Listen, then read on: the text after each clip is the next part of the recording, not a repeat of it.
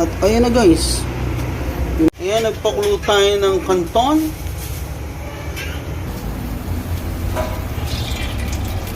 Kunting mantika. Sibuyas. Iba ng konti. Ayan, repolyo. Ito na, ilagay natin itong toge. Ayan guys, ilagay natin yung toge.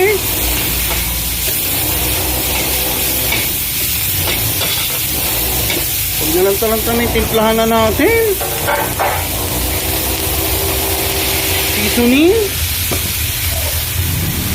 Oyster sauce. Konting ketchup.